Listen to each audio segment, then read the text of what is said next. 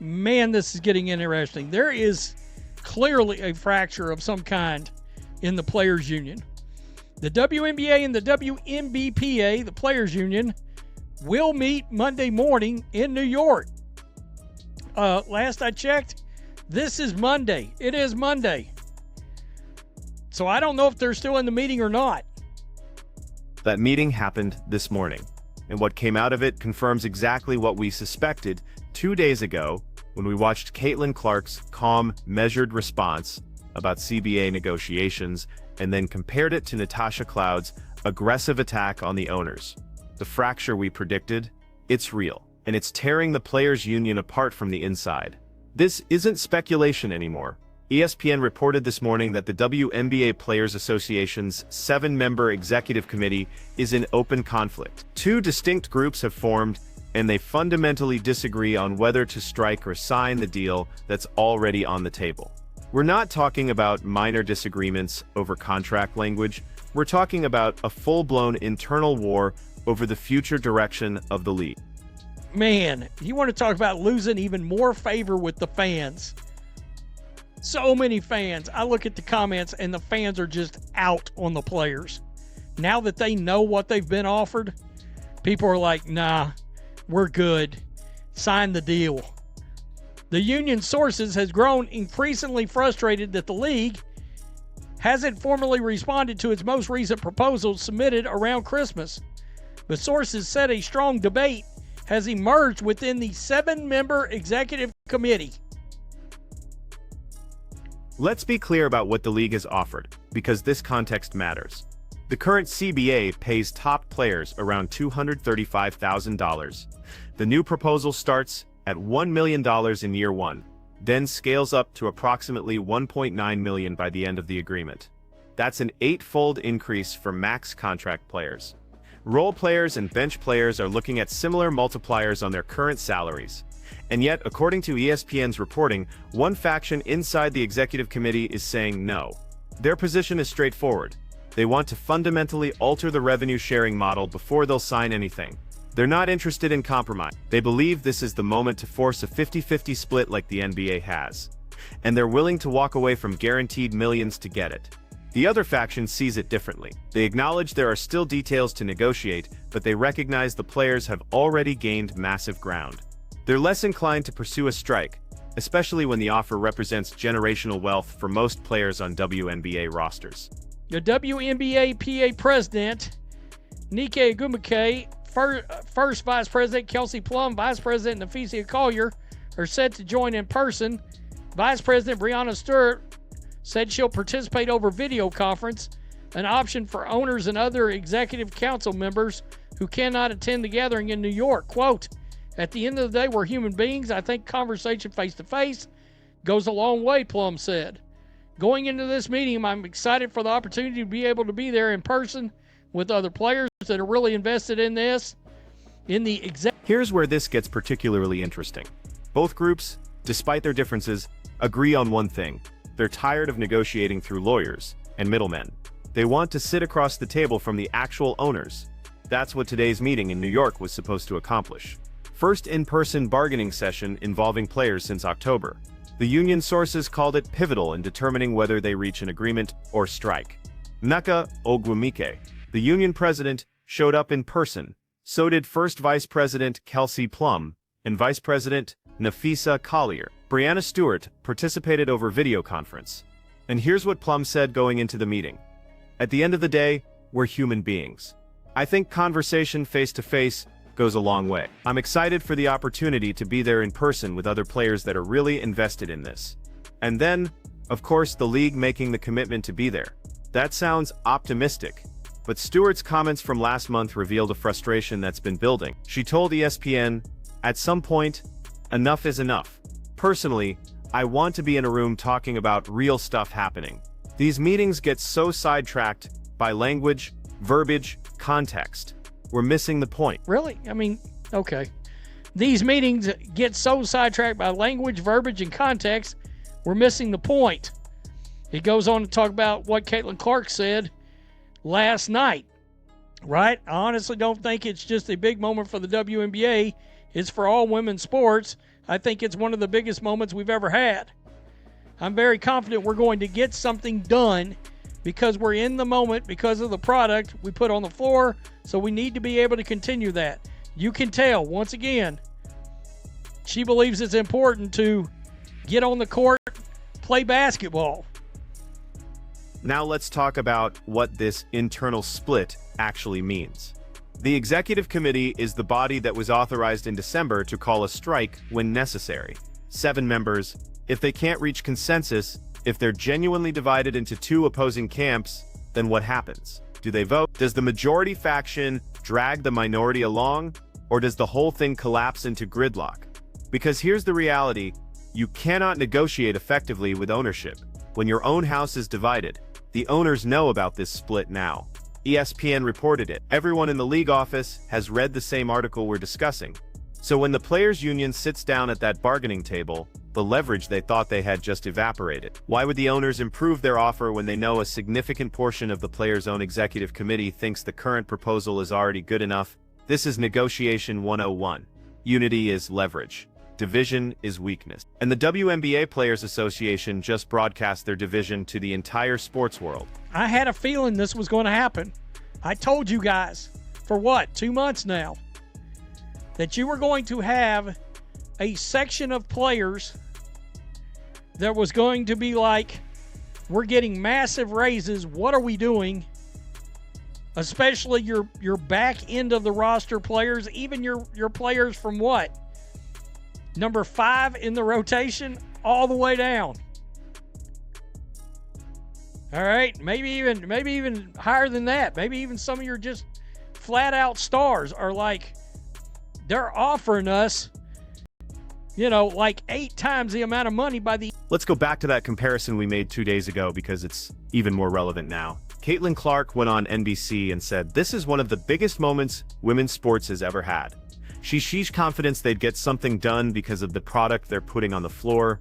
She emphasized the importance of getting back on the court and playing basketball, building on the momentum the league has right now. That's the voice of someone who understands that the opportunity in front of them is time-sensitive. The rating spike that happened last season, the sold-out arenas, the mainstream media attention, that's not guaranteed to continue if they shut down the league with a strike. Momentum is fragile. You can lose it faster than you built it. Natasha Cloud, on the other hand, went on a completely different rant 2 days before Clark's interview. She personally attacked the owners, made it about power dynamics and respect, framed the entire negotiation as a battle that required aggression and confrontation. 2 players, same union, completely opposite approaches to the exact same situation, and now we know why. They're not on the same page because the union itself isn't on the same page. Cloud represents one faction. Clark likely represents the other. And the executive committee is caught in the middle, trying to figure out which direction to go. Interesting. I would assume there will be an update for me to put out either tonight or first thing in the morning. There's been something else. There's been leaks about this process that's come out overnight since this has started. I don't know why that is. I don't know if it's usually from the player side. And I don't know if that's to minimize the backlash of, oh crap, we done said something stupid again. Let's make sure let's make sure this comes out, or our next proposal comes out in the middle of the night again. Because I wake up to it, usually. Here's what I've been saying for 2 months now, and this ESPN report confirms it. There was always going to be a group of players who looked at this offer and said, what are we doing? Your back-end roster players, your 6th through 12th rotation players, even some of your stars, they're looking at 8 times their current salary and thinking, we're really going to pass this up. The players who are pushing for the 50-50 revenue split, they're likely the ones who have alternative income streams. They've got endorsement deals, they're playing an unrivaled during the offseason. They've built personal brands that generate money outside of WNBA salaries. For them, walking away from $1 million to fight for a better revenue model might make sense because they're not entirely dependent on that WNBA check. But for the majority of players in the league, the ones who don't have shoe deals and national commercials, $1 million versus $235,000 is life-changing money. That's the difference between financial security and financial stress. That's the difference between being able to save for retirement and living paycheck to paycheck. And those players are sitting there watching the executive committee debate whether to turn down guaranteed millions in pursuit of a theoretical better deal. And they're thinking, this is insane. That's fine. Let those players cross over. Sign their contract. Sign a new CBA. The players that want to be left behind, stay in Unrivaled. Stay with Project B. You're not under a WNBA contract. Then bring in some talent from overseas. Look, Ari McDonald, Chloe Bibby, that was proof last year. There's talent on the market. Tell me what you think. Peace. I'm out. Till next time. So, where does this go from here? The meeting happened this morning. We don't have results yet. But based on the reporting, based on the public statements from players, based on the fundamental division within the executive committee, here's what I think happens. One of three scenarios plays out. Scenario 1, the faction that wants to sign the deal wins the internal debate. The executive committee votes, the majority decides they're not striking, and they accept the league's current offer with minor modifications. The players who wanted to hold out for more get outvoted, and the union moves forward with a new CBA. That's the best-case scenario for the league, for the fans, and frankly for most of the players. Scenario 2, the faction that wants the 50-50 revenue split wins the internal debate. They convince enough members of the executive committee that this is the moment to make a stand, that the leverage will never be better, that they have to be willing to sacrifice a season to get what they deserve. The union votes to strike, the 2025 season gets delayed or canceled, and we find out real quick whether the fans who showed up for Caitlin Clark's rookie year are willing to wait around for the league to resolve its labor dispute. Scenario 3, and this is the one I think is most likely. Gridlock. The executive committee can't reach consensus. The two factions are too evenly split. The vote is too close. And instead of a clean decision one way or the other, we get weeks of continued back and forth, more leaks to the media, more public statements from players contradicting each other, and the whole situation devolves into chaos. That's when you start seeing players break ranks publicly.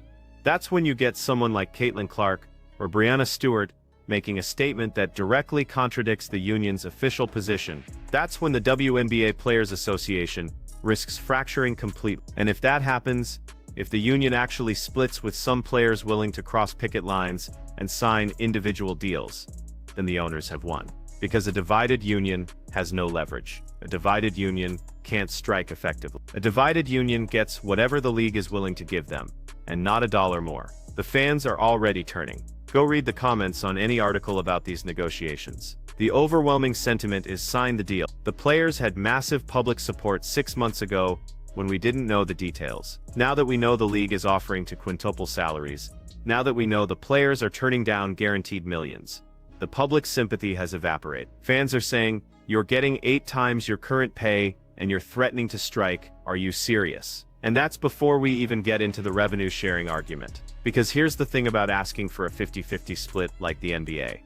The NBA is profitable. The WNBA, by most accounts, is not. The NBA has a 75-year head start building its audience, its brand, its media deals. The WNBA is 28 years old and just had its first genuinely mainstream season. Asking for the same revenue split as a league that generates exponentially more revenue and has been around 3 times longer is not a negotiating position. It's a fantasy. The players who understand this, the ones who recognize that you build leverage by growing the business first and then demanding a bigger share later, those are the players who want to sign this deal and get back on the court. The players who don't understand this, who think the league can just magically afford to pay them like NBA players because they feel they deserve it, those are the players pushing for a strike. And the tragedy here is that the players who will suffer most if there's a strike are the ones who can least afford it. The stars will be fine. They've got their endorsements and their unrivaled contracts and their personal brands.